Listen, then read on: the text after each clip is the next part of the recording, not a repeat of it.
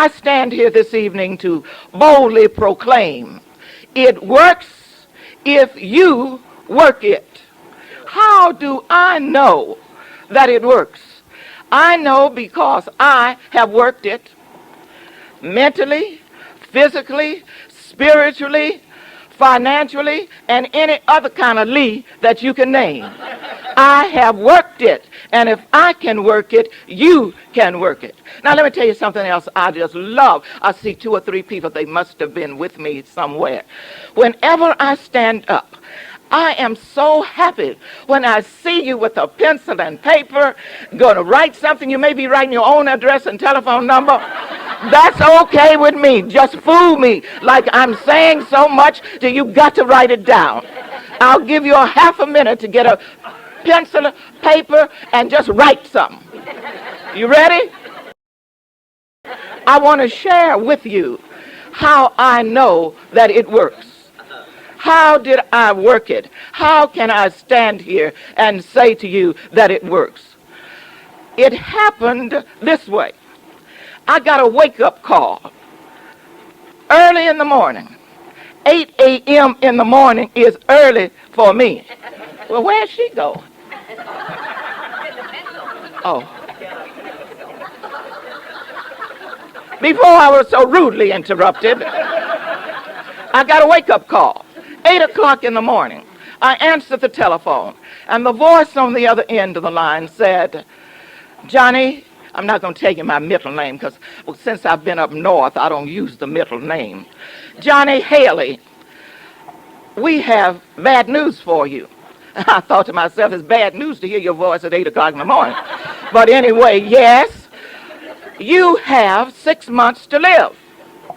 And I said, I beg your pardon. You have 6 months to live.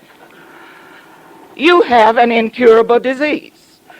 Medical science said, and I said, you don't have to say it anymore. I heard you. 6 months to live. Yes, bang.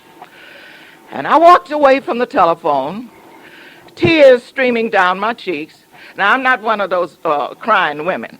If I cry, it's serious. Because I cry loud and long and a long time, like I will never stop. So that's why you don't want me to cry. I left the telephone crying, and I bumped into the cocktail table in our living room.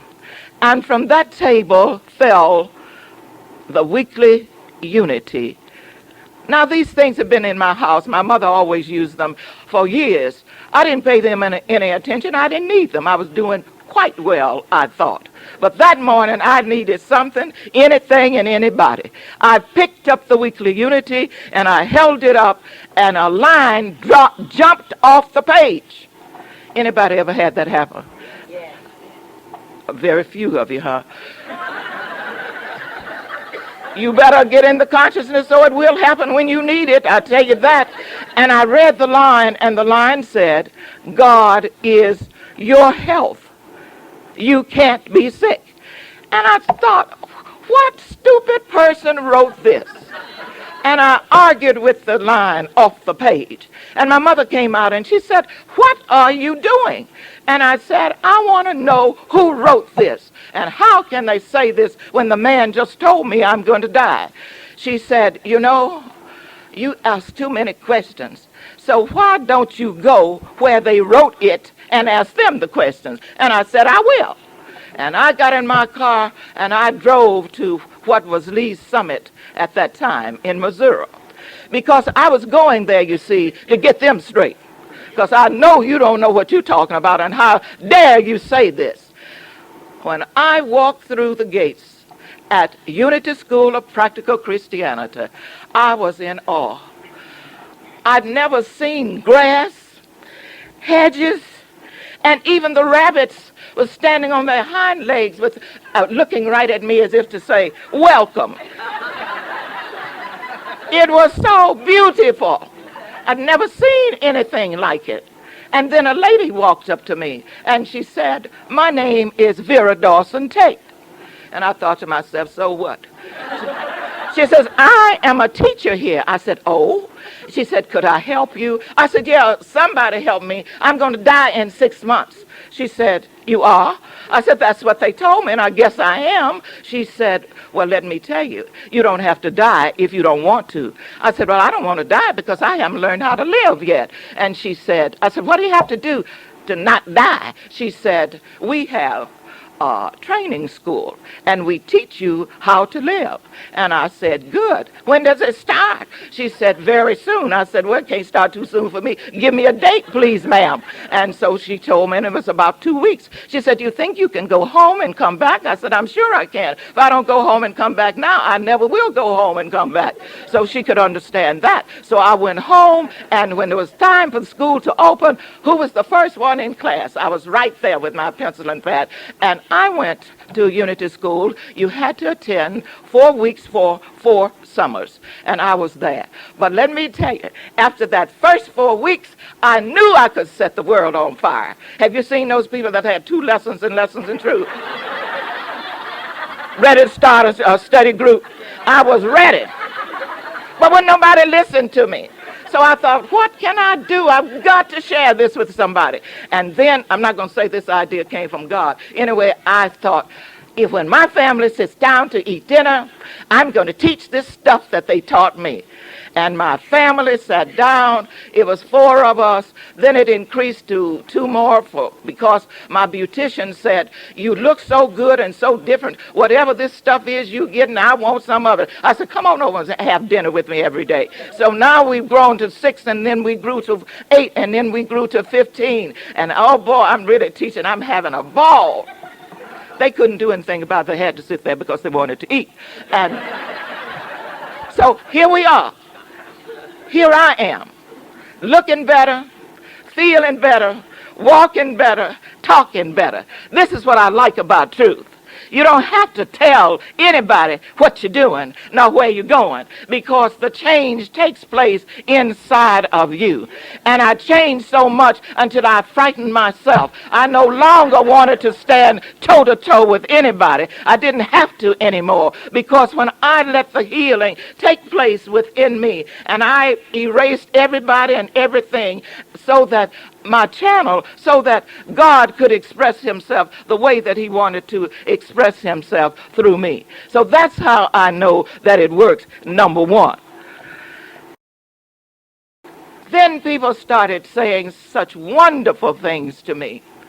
Finally, they said to me, why don't you put this stuff in a book or somewhere so that we can read it, so that we will have it, so that we can say, yes, here are some of the principles. And you know, I am strictly a principle person. Now, if you're wondering, let me get this over before I get into the book, because everybody wants to know, well, where are you now? What are you doing now? I'm happy to tell you that I successfully, spiritually, and every other way, finished Unity School. In 1974, I knew I had finished what I was supposed to do at Unity. I met these guys, and we were all on committees and everything that they had. We were there, and I had served what I was supposed to serve. And so I left Unity School and organized our own organization, and we call it the Universal Foundation for Better Living for churches, it's for everybody. I wanted a platform for people. I'm about people, green, yellow, black, polka dot, no color. I am about people. So we have the Universal Foundation for Better Living, and as Joyce got all into what was going to say a minute ago, I wanted to tell about me being a builder. I didn't want you telling about me being a builder. That's part of my story. And we built the first Unity Church in the city of Chicago.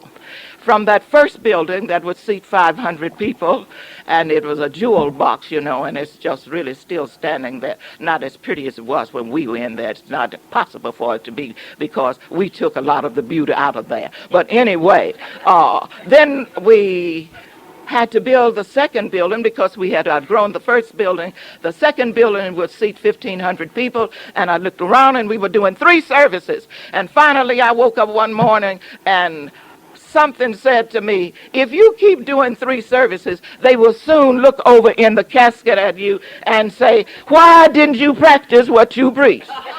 And I said, God, that's all you need to say to me. I went to church, and with the 3 services, I said, I'm finished, not doing 3 services anymore. That's it.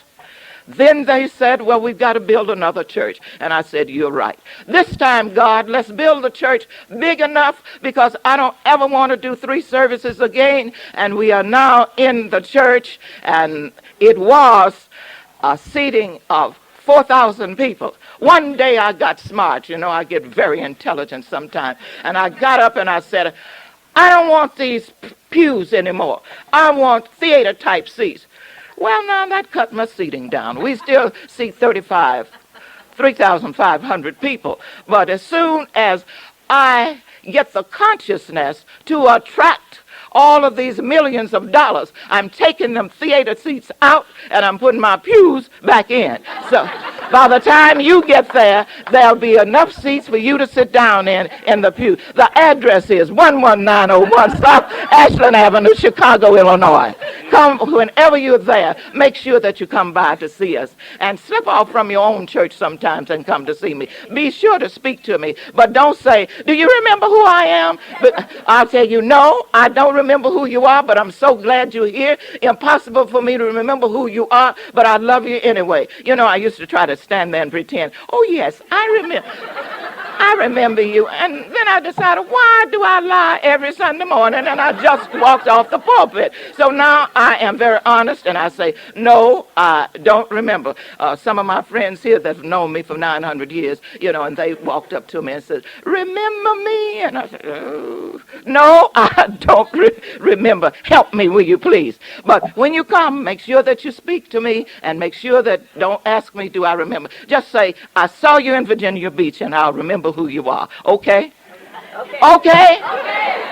All right, you're not in church. Thank God we're not in the church, so you can talk. And, I like to get a little response to know that I'm not just here doing this all by myself. People ask me, why don't you put it in a book, Johnny? Why don't you put it on some paper? Listen, Leon, you got the time? What time I'm supposed to stop? If I forget to look at you, you be sure and stand up. I told him to do this for me at the last place that I spoke. Where was that? San Francisco. And so he was holding up his hand. I didn't look at him. I didn't know he was holding up his hand. I was busy doing what I was doing. Then he stood up with the camera and made my picture. And I thought, oops, I'm not quite ready. Why is he making my picture? And when it was over, he said, I was trying to tell you that your time has been up. I said, oh. So I'm trying to get a new system now. When my time is just stand up. No, don't do that, because I won't see. Get up so that I will know. Okay. Because sure enough, when I get started, man, I go and go and go and go. And don't let me step back off of this little short thing, because I move. But if that happens, just come somebody and pick me up, and I'll just finish my talk. Okay? All right. So I'm trying to answer what people said they wanted done. And that was to put it down somewhere so that we have something, a guide, to know that what worked for you, Johnnie Colemon, will work for me. And so I started out, okay, so I'll do 2 books. Really started out to do 1. And the principles got so good in that 1 book until I said, can't get everything in it. Now, I'm really not up here to sell books. Get that straight. But if you happen to want to buy them, I will be right outside of the table to sign them. This is book 1. Book 1, the color is red. And because this was the only book that I thought I was going to write, I put mostly principles in it. And I started off on page 3 saying, it works when you know there is only one presence. It works when you know how to claim your divine inheritance. You got to claim it, ladies and gentlemen. It is already yours. But until you claim it and say, it is mine, and so that the universe don't get mixed up, I call my name. Johnnie Colemon claims her inheritance. And I have a right to my inheritance because I'm an heir of God. And all that God has, all that God is, I am. I start off knowing I am. I am, and I have inherited everything that I don't care how you feel about it. I don't care what you think about it. I don't care what you say after you go home. I have inherited it, and it is rightfully mine, and ain't nothing you can do about it. So don't even try. Do you understand? You got it? Okay, on that same page, listen at this, the nerve of me. On that same page, it works when you know it's a sin to be poor. It's a sin to be poor. I like that, don't you? How many sinners do I have in here tonight? I see one hand in the back. At least you have admitted it. I have canceled it, and I have brought you up to where we are in consciousness. So you are rich and richer than Rockefeller because you've got a consciousness now to know that you no longer want to sin. Look at that. We just saved somebody.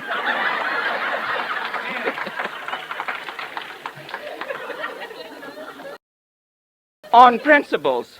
Then I decided I didn't get to say everything that I wanted to say in this one little book. So what do you do when you can't say it in one book? So you get another one. And so I started off with part 2, and the color of the book is blue. Still talking about principles. And when I opened it, it was hotter than the first one. And I thought, whoo, doing all right. What does it say? It says desire, the motivator. All of this good stuff, all of this powerful stuff that we have inside of us, you got to motivate it. Instead of saying motivator, I think it was Katie that said, desire is God tapping at the door of your soul, saying, please let me come in. I want to share with you. I want to give to you. I want to express through you my nature. What is the nature of God? Good. I want both words. It's two. Absolute good. The nature of God is absolute good. So when you feel a desire inside of you tapping at your soul, it is saying, please let me come in and express my absolute good in you, through you, and as you. So that's what this book opens up with. But then over on this other page, it says, all creation begins with desire. The Bible says it this way, and I like it. This is the other Bible, you know, it says, you can pray for anything, and if you believe you have it, it is yours. I like that. So what is it saying? That this is the law of achieving your dream, whatever it is. Conceive, what else? Believe, what else? Achieve. Conceive, believe, achieve. Now, if you don't know that, write that down. What did it say? Conceive it, believe it. All right, all right. That which you can conceive of, believe in, and confidently expect for yourself must necessarily become your experience. It works according to law. If you don't have a dream, get yourself a dream. And then this book talks about after you have the dream, and it tells you what to do and how to do it. But don't let me miss the 3 things that are outstanding in doing this. Remember, you've got to be firm, you've got to be bold, and you've got to be determined. I call those the 3 B's to bringing forth, to working whatever it is that you need to work in your life, in your world, and in your affairs. What are the 3 B's? Y'all a little slow. Wake up, because I want you to wake up with something in the morning. I don't want anybody to meet you tomorrow and say, did you go hear Johnnie Colemon last night? Oh, yes. What did she say? Oh, I don't know. She was funny, but I don't. I want you to have more than she is funny. The three B's are be firm, be bold, and be determined. You've got to be firm. You can't be this today. I've got a pet word, and my pet word is pussyfooting. You can't pussyfoot. You can't say, I'm firm, I believe it today, but tomorrow I really don't know. Maybe it's too big for me. Maybe, all the maybes that we go through. Be bold enough to not to care what the family thinks about it, what your friends think about it, because you ought not to be discussing it with them, not even with your family. And in one of these books, and I'm going to say it again when I come to it, it says, keep your big mouth shut. Yeah, I say that. I'm bold. You got to be bold, not fooling around with, I can't say it this way. They may not like it. I don't care whether you like it or if you don't like it. I'm not really trying to please you. I am only trying to be a channel for God and let him be pleased. And then if you are not pleased, I won't even know whether you're pleased or not. Do you understand what I'm saying? You've got to be bold enough to say to yourself, I am out here. If I have to do it by myself, I'll do it by myself. Just me and God. That's all I got. So I don't have anybody to talk to. Richard over there, he could get to my church in 45 minutes, but I see him every 1,700 years. So you cannot depend on anybody with breath in their nostrils. You've got to keep your...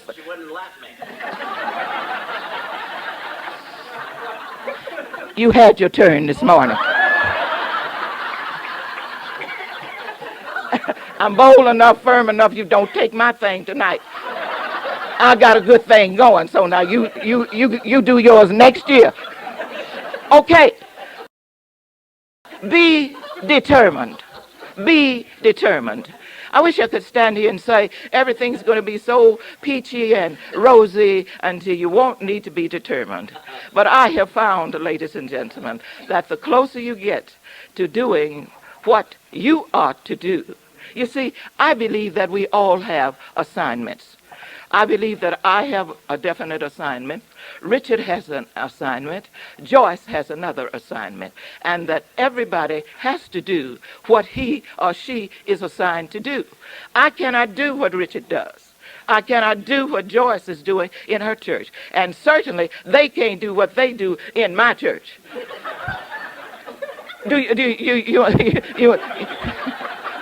You understand? Because my people get up and walk out and say, well, when they ever gonna get to the point,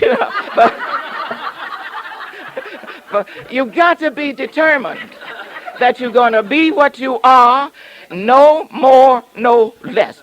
Just be you. Don't try to be your minister. Don't try to be like your leader, and that he has already planned. Be determined. And it takes a lot. It really does. And if anybody knows, I know. In building all these buildings, do you realize that? No, you don't, because I haven't told you that.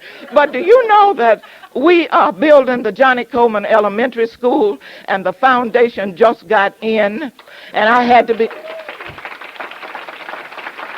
Wait a minute. I have to be determined because you have to have a permit in Chicago to build any building. I don't know about any place else. Do you realize, or do you know that they didn't give us the permit until Friday? We've been waiting on the permit to build almost 2 months. After the foundation was in, we couldn't do any more work because we couldn't get a permit. I said to God, and you know, we are very good friends, and we talk just like I'm talking to you. And I said to him early one morning, I said, God, do you remember that I am the same woman that built the other 3 churches? God said, yes. I said, God, do you realize that I am still a woman? God said, yes. God, it's very hard for a woman to be a builder in the city of Chicago, and especially when her church,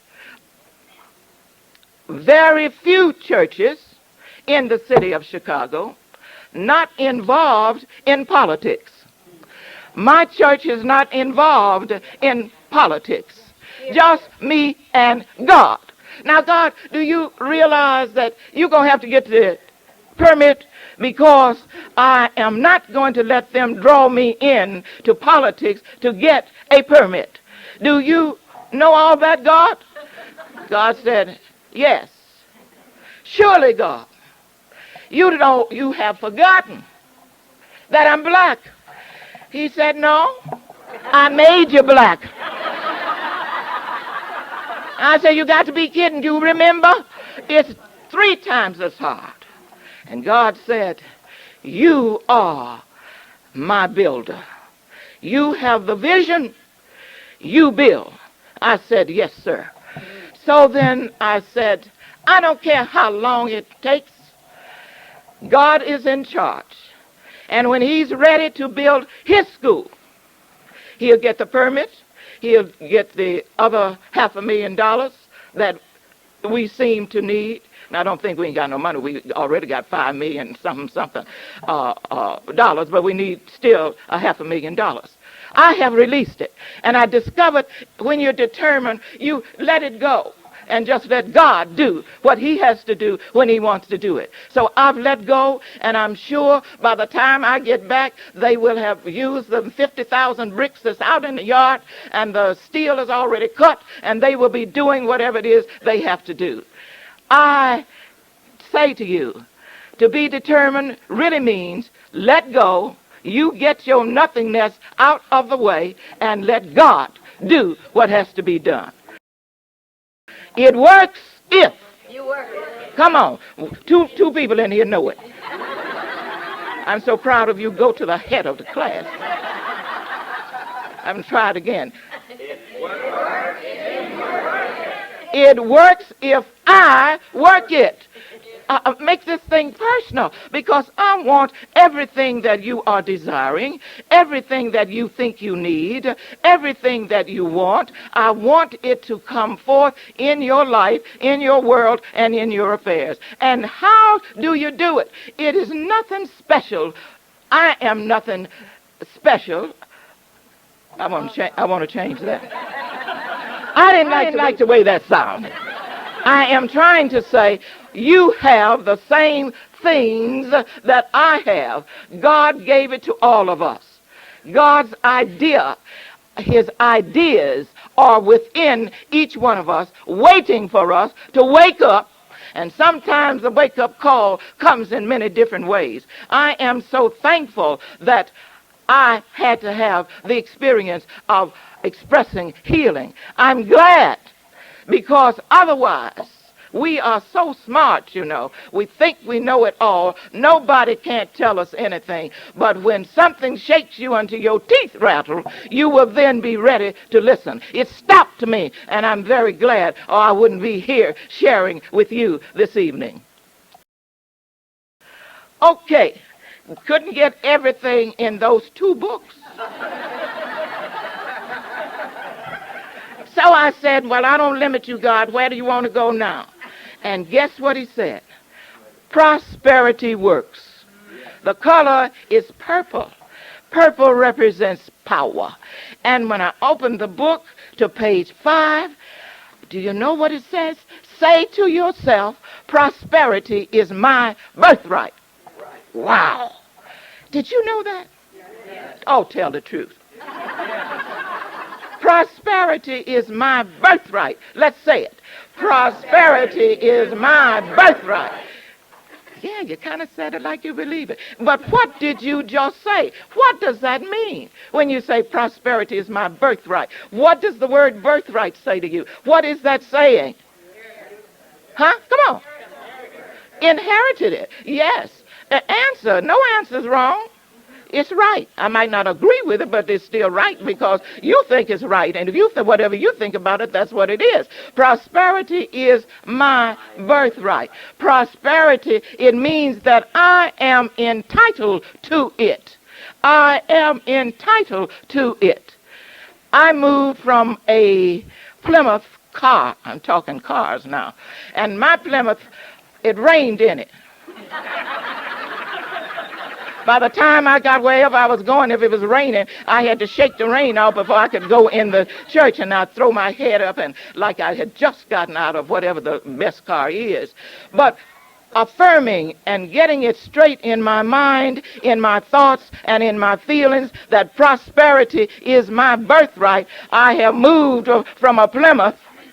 Oh, I don't know how many cars. You know, you take it step by step. And I didn't get to the Cadillac, the next thing. But I kept moving up, affirming prosperity is my birthright. And now when I'm talking about me, understand, I'm not bragging. I'm just telling you what can happen, and it can happen to you. Not only do I have a personal car, which is my car, and when I say my car, I mean that. The church didn't pay for my car. I paid for my own car so I can stand up and publicly say, this is my car. And the things that I want to say is mine so that I can continue to say whatever I want to say whenever I want to say it because, nobody controls me. I say what I have to say, and if you don't like it, you can't take my car because it belongs to me.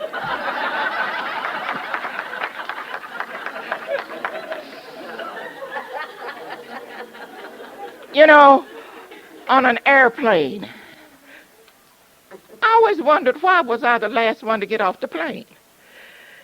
And as I walked along talking to God, I asked him one day after I got off the plane, I used to travel a lot. I said, God, why am I the last one to get off the plane? And God said to me, because you don't ride first class. I said, oh, okay. Prosperity is my birthright. I have inherited a first-class seat on any airplane. I don't care where I'm going. I'm number one off the plane. Go first class. You are an heir of God. You are rich. And if you're not expressing your richness, it's nobody's fault but your own. I am accused of that, and I'm very glad. That's one of the many things that they say about a Johnnie Colemon. She talks about money. I certainly do. Because you cannot go to whatever the greatest store is in Virginia Beach with an affirmation and walk out with a dress.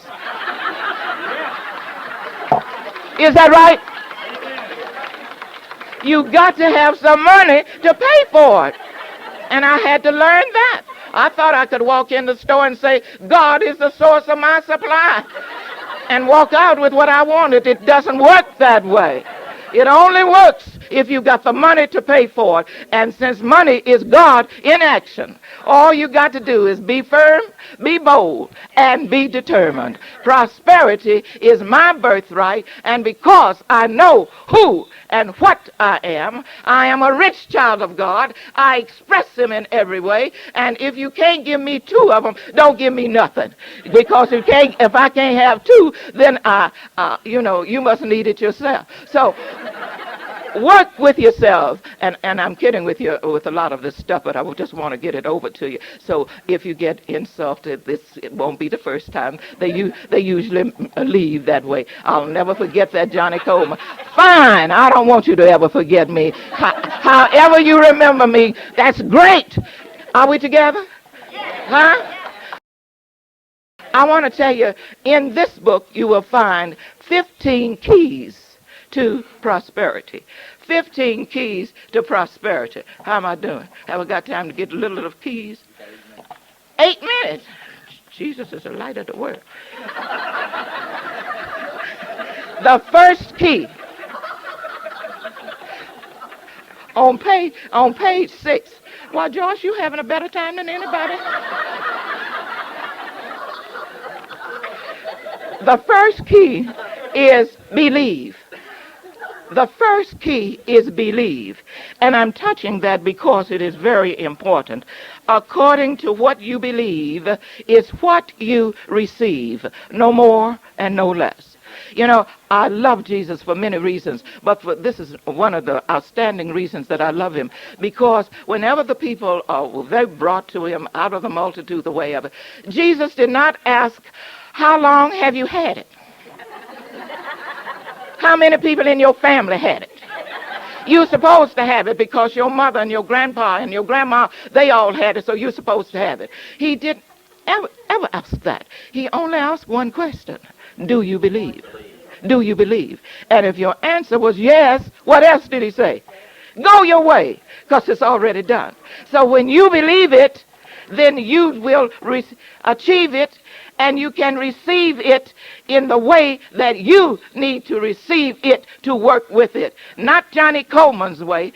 God has a way for you. All he's asking, believe this evening that prosperity is your birthright and that God is the source of your supply. Not your job, not your husband, not your wife, not your building, not your whatever it is you think is your supply. Those are only channels. If you would go to your job tomorrow, and I'm not calling anybody's name, and I'm looking at anybody because I don't want you to go to Georgia and you won't have a job, then you'll accuse Johnnie Coleman said I wouldn't have a job. But if you go and you do not have a job, rejoice. Because that means that God has something bigger and better for you, just waiting for you. But he can't give it a good job because you're still hanging on to that once it's finished, it is finished.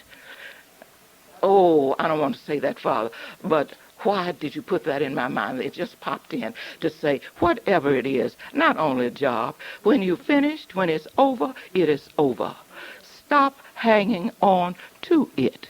Two things cannot occupy the same space at the same time. Do you know what I'm saying without me saying it?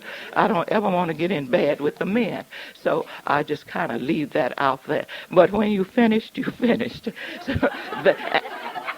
the next key. The second key, choose. Whatever you choose will become your world. I think they said it this way, choose you this day whom you will serve. All that I choose to do, I can do. All that I choose to see, I can have. The third key, expect. What you expect is, finish it somebody. Come on, that's right. Yeah, whatever you expect is what you get. No more, no less. Say to yourself, and say this after me, I can be all I expect. I am the best. Because God created, maintains, empowers, and sustains me always. How you feel? Don't you feel better? You're looking better. And I love this fourth key. The fourth key is feel worthy. Stop walking around feeling that you are not worthy. You are worthy. Who do you think you are if you think you're better than I am? You're not any better than I am. You may be thinner. You may be fatter. You may be another color. That has nothing to do with it. I am as worthy as anybody that has ever walked on this earth. And the more I talk to myself, and the more I feel it, the better and the happier, and my head goes up 500 more feet. Don't need to go up none, I'm tall enough. But anyway, I don't try to control it because you've got to know you are worthy. Because whatever you are, wherever it comes from, and from whomever it comes from. Just wait a minute, I got one more thing to say. Know that you're worthy this evening. Will you just leave here knowing that? You don't have to broadcast it. All you need to do is talk to you about you. You're going to have to read those 15 points for yourself, and they get better and better. And I've got 2 minutes, and my other book said, Healing Works, Part 4.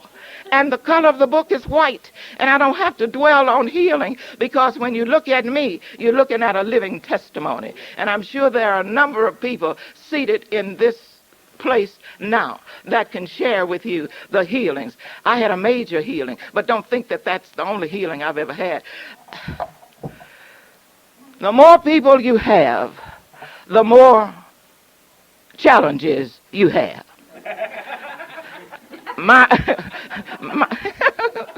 I'm glad I tickled him. It's just really great.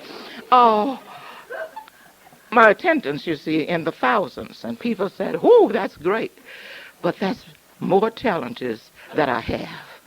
which is wonderful. That's my assignment, and I'm happy with it. And I'm happy to say nothing is impossible. With God, all things are possible. When he created us, he also put within us a master physician. You have inside of you a healer. You have inside of you a doctor. You have inside of you anything that you will ever need. And if by, I don't know what, your thoughts, I live with thoughts of things. I am the thinker that thinks the thought that makes the thing. And if I keep thinking wrong thoughts, it's going to show up in my body. And if it shows up in my body, I know where to go to get it healed, because God can fix it, and he will continue to fix it until we learn to get in a consciousness where it will never have to be fixed. So if the doctors have told you that you have an incurable whatever, I don't care what they've told you. Remember, you've got God. You've got his idea. You have the Christ, and he wants you to be healthy so that he can continue to express himself in and through you. There are some definite points on healing in that book. Now, my last book, don't put your hand up no more. Prayer Works. That's part 5. Prayer works. And I give 5 or 15, I don't know what it is, 5, here it is right here. Basic principles of prayer. And oh yes, all underlined. Really regret that I don't have time to do this with to do this with you. And I talk about effective prayer. And I take all of these things from Scripture. So it's been really great. And I want to close with the last page of Prayer Works. Let's see, where can I get the less part? God's allness, his supply, his wholeness, prosperity, and power are ours without distinction. The truth about you, I know I wanted this for one reason. I want to talk about you. The truth about you is that there is no L-A-C-K. What does that spell? The truth about you is that there is no sickness. The truth about you is that there is no absence of God in your experience. Know that everything and everyone that concerns you is now made every whit whole. And know that as you believe, so you receive. As you believe, it is done unto you as you believe. And I close with telling you that there is a sister book to the 5 books that has been published, hear me, published by divorce. And it is now in its 3rd printing, and the title is Open Your Mind and Be Healed. I don't have time to tell you how many testimonies have been given because of the simplicity of the book and because of the healing that has been taken, that is and will continue to take place in the minds, bodies of people everywhere. It does work if I work it. Please make it personal. I'll keep you here all night. It works if I work it. Say it again. It works if I work it. Are you going to work it? Yes. Are you going to work it? Yes.